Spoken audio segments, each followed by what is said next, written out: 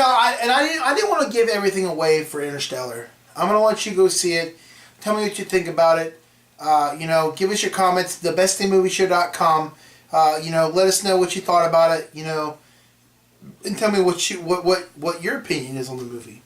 Now let's get into it. Let's talk about Dumb and Dumber 2. I know that you're dying to talk about this movie. I'll tell you what. It's almost 20 years since the last time we visited Harry and Lloyd. It's funny because they actually said that in the movie. Yeah. 20 years because as a main joke, you've seen it in the trailer, so we're not giving any spoilers away, that Lloyd plays a prank on Harry and he gets into a mentally stabled where he can't talk. Institution. Yeah. A mental institution where he plays a prank on Harry for 20 years. And that's how the movie starts, which you see in the trailer. But the whole story is supposedly Harry gets a postcard saying that he's the father of this baby, that the woman he had sex with 20 years ago let the baby go for adoption. And her name is Penny. Penny. And the baby's name is Penny. And so we go on this whole road trip with these guys. The whole movie is basically a road trip. Them trying to find Penny and give her this box that her adoptive father gave them to give her. Because it was very important that they need to give this box to her at this Ken convention in New Mexico.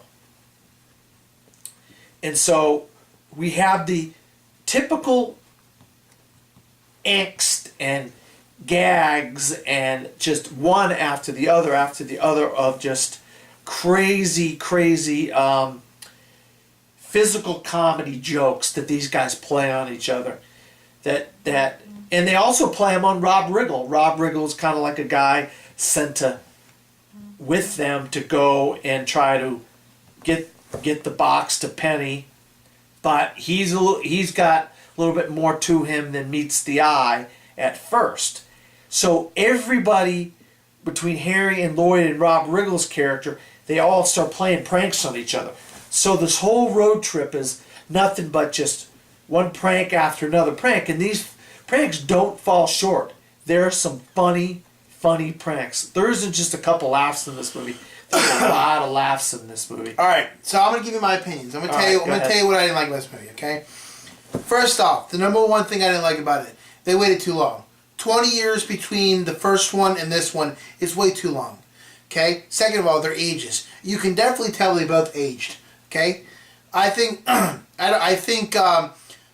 Jeff Daniels looks the same as he did back. Was it 97 it came out? 96, 95. Okay. Jim Carrey aged very. I mean, you can just tell. You can tell that he. I mean, yeah, he has the same haircut and he has the same expressions, but you can definitely tell that. They. I mean, if they were gonna do this as like a movie they were gonna say that they did it right after another. You can definitely tell that he aged a little bit. The second thing I know is Rob Riggle. Rob Riggle's a comedian. Okay, he plays a lot of funny parts. One of his best roles I think was in with Jeremy Piven in The Goods, about the car dealership, and he plays a character where he's a child stuck in a man's body, and the whole thing was he's this retarded kid that he's grown up to be still a kid. And that's what I see him as. He's a funny guy. He does a lot of comedy roles, and he plays a lot of serious. He plays a serious role in this one. He's like an FBI / he plays he has a twin brother in this one, which is him. He plays two characters, and the second character he's got like camouflage. He's like a CIA agent where he like blends into everything. I just wasn't caring too much for it. I thought. If you're going to put Rob Riggle in a movie, make him funny. The third thing I didn't like about this was the humor. The humor was funny, but it was dry humor. I mean, there were stupid things in there, like okay, the one where Rob Riggle. Spoiler alert! If you've not seen it yet, I'm just going to give some away. They did a lot of tricks with fireworks and stuff, and there was a part where Rob Riggle, and it was Rob Riggle in the back of the hearse, and it was Jim Carrey and Jeff Daniels up front, Harry and Lloyd. And they're going down the road, and he's talking about, do you have girlfriends, do you have wives? And he's looking through the bag, and he has a gun, and he takes out this firework, and he puts it right in the middle of where the window and the back of the car. And he sets it off, and it explodes, and Harry, takes the car, and he turns it to get out of the car, and all you hear is this like screeching, like very high screech of kind of like when a bomb goes off, it makes that really screeching. So all the guys were deaf. Yeah. So and it went on for about 10 seconds, but after that, I felt like I don't want to give it away. But I felt like Rob Riggle character, like his brother, he went away. Like, they really didn't explain it. Like, okay, another spoiler alert. At that same scene, the hearse, it gets hit by this train. But here's the funny part about it. You don't see the train tracks at all. The way they shot it is the car's here. The camera looks at the car. There's no train tracks. The train... Until the train hits the car. Yeah, and then the car's gone. There's no pieces. There's no nothing. So it's just like, okay, so what the hell am I supposed to think? Okay, I know he got hit by the train, but it's like I tell you what, there's a lot of scenes in this movie where they didn't go back and do explain them. No. When they shoot a film and it's like the day before he was wearing a red shirt and his hair was down. Make sure they covered themselves with one scene so that the other scene makes sense. And then there was a couple scenes where like somebody was wet, and then they come back to another angle and he was dry. Like there was just a couple, I forget what it's called, but it's like they just didn't. Some of the scenes in there, it's like he had a stain on his shirt, and then like the camera turns again, and then they come back in the car and the stain's gone. It's like, okay, so what happened? He used some Clorox bleach and went off the stage and goes, okay, I'm good, I'm cool. Oh, it's not there no more. You know what I mean?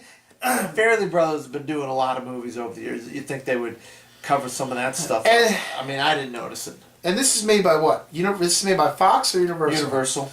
And Universal, to put out that stupid one, what was it called? Dumb and Dumber. And Harry Met Lloyd or some shit. When Harry Met Lloyd. And it's like, you know what? Let's put it this way. It's a prequel. It is a prequel. And it's like, if you look at that, it's like, okay, so what? I know it has nothing to do with the sequel, because what Jim Carrey said, it has nothing to do with the series. But it's like, it's kind of like making a Jurassic Park. And then when making a movie called T-Rex, and then coming back to Jurassic Park, but what did that T-Rex movie have to do with Jurassic Park? Like, it made no sense to make another one. And Universal, Universal and those companies are greedy, because it's like, Ghostbusters, they're in talk of making Ghostbusters.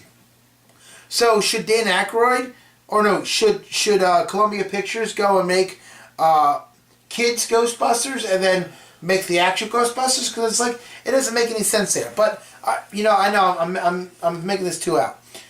I didn't really like it. I thought it was okay. I'll split it in the middle. I'll give it a 5 out of 10. Yeah, I'm gonna give it a C. I really the jokes hit home for me. The characters, the story, I was just glad to revisit these crazy, wacky, goofy characters, and I like Jim Carrey in these roles, and I really like this role with him and Jeff Daniels. Hit it out of the park in the original. And I told you that this one's not as good as the original, but it's pretty good in my opinion. And I told you I liked Jim Carrey movies better than I do. I like Adam Sandler movies better than I like Jim Carrey movies. And I know Adam Sandler movies are really stupid, but it's like this. I can relate and understand Adam Sandler more than I can with Jim Carrey. Because before this, all Jim Carrey did was, like you said, he did Kick-Ass 2. And Burt Wonderstone. Last year. And then before that, he did Papa's Penguins, which I don't understand why he did it. I didn't like that one either. But that's our take on Dumb and Dumber 2. I saw also last week. I didn't have a chance to get it on the show. Laggies, movie where we got Keira Knightley. She's living her life as a upper teens, 19, 18, 19, 20, 21, in those ages with a bunch of her girlfriends, and they're just having a good old time shopping and going out and dating and this and that and the other.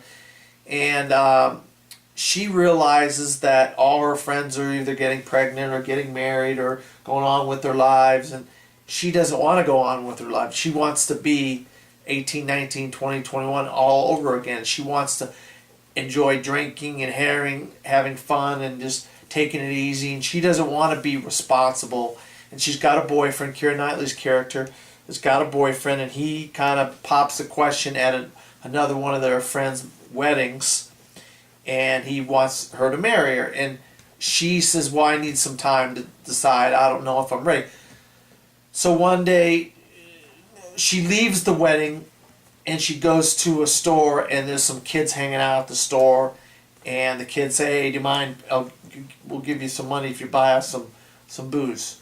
So she goes, buys some booze, and she decides, yeah, what the heck, I'll hang out with these kids. And one thing leads to another, and she's staying at one of the kids' house, played by Chloe Grace Moretz. Now, Chloe and her hit it off, they're kind of cool, but Chloe's only 17 years old. She's in high school. She's a high school senior. And Keira Knightley's character, she's like 24 years old. So this is a 7-year gap in age there. And needless to say, Chloe Grace Moretz's father finds them that they're hanging out together. She's, what are you doing hanging out with my daughter? You're 24, she's 17. And he's played by Sam Rockwell. Now, I'm not going to go into the entire storyline, but this is a movie about a woman trying to find herself. And she doesn't know what her life is going to be like and where she should go with her life. And so she's also a mentor to a young girl who was a lot like her when she was that age. But what a really good movie. I really, really enjoyed this movie, the performances. A movie this year where Chloe Grace Moretz gives a good performance finally. We've already seen 3 of them in the last couple of months. 2 other ones that she didn't really give a good performance, If I Stay and The Equalizer. But she really does a much better job in this movie. And I think it's because she has Sam Rockwell and Keira Knightley to play off of. But I give Laggies a big see it. I really enjoyed Laggies. It sounds like good because it sounds like a good film. I want to see because I'm a big fan of Chloe Grace Moretz, so it's like I want to check that one out. Also, I checked out a movie this week called Camp X-Ray. You can catch it on demand, or you can catch it in a couple weeks when it comes out on DVD, Blu-ray. But it's starring Kristen Stewart, and it's also starring a gentleman named Penman Muhammad.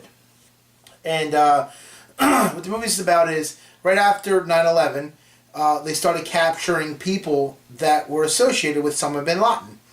So they captured these, let's see, I think it was like 6 or 7 of these Arabian guys and held them for prison for 8 years in this base overseas. And Kristen Stewart plays a soldier that comes over and is supposed to guard these inmates. And what the movie's about is her becoming best friends with one of the inmates, which is Payman Muhammad. And he's not like the other ones. All the other ones they're pissed off. They're mad at the army, and they're mad at the soldiers for treating them certain ways and for capturing them. And this guy, very intelligent, likes to read a lot. He understands why. He always questions, am I ever going to see the light of day, come out of here? And Kristen Stewart's part, like I said, plays the best friend, where she actually talks to him and gets to know him and understands things about his life. And I'm going to give this movie, I'll give it a 6 out of 10. I think that there's not too much action. There's not really a lot of action in it. And, at one point, the movie, there's about 20-30 minutes of this scene where they have to walk in a square and see all 6 or 7 inmates and see what they're doing and check in the window. And she has a complete conversation with him by just walking, and they go back and forth. Yeah. Now, is this I'm gonna, because I haven't seen this movie. Is this a lot better than for Kristen Stewart than in her other movies of Twilight and stuff like that? Because I know she's done a lot of other movies besides Twilight that I have like The Yellow Handkerchief or Meet the Rileys or Into the Wild, but everybody remembers her from Twilight. Is this going to be one of her better performances that separate her from Twilight? No. No? No.